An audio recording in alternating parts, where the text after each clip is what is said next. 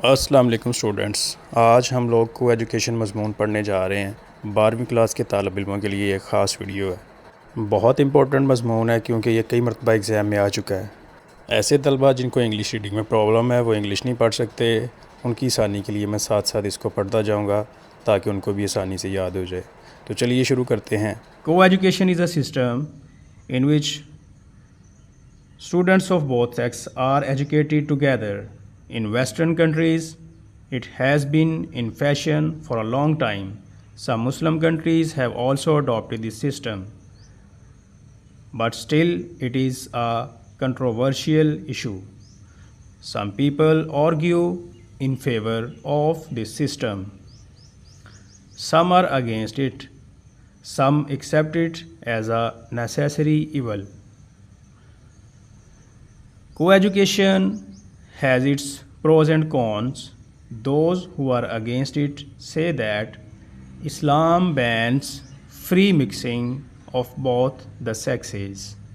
In hot climates, children become young at an early age, but they remain immature mentally. In youth, many emotional and physical changes occur. These changes are very forceful. They may lure our youth into sensual pleasure, and coeducation provides them with chances for such mistakes.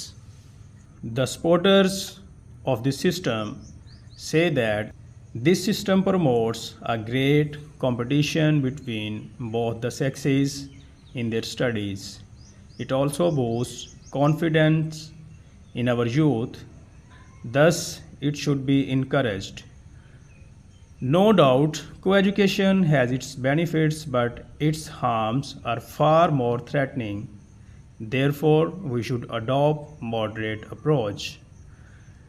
We should accept it as a necessary evil till separate institutions for both the sexes are set up. However, we should make sincere efforts in this regard. Government should build separate institutions for both the sexes. It will help those girls who cannot continue their studies in coeducation.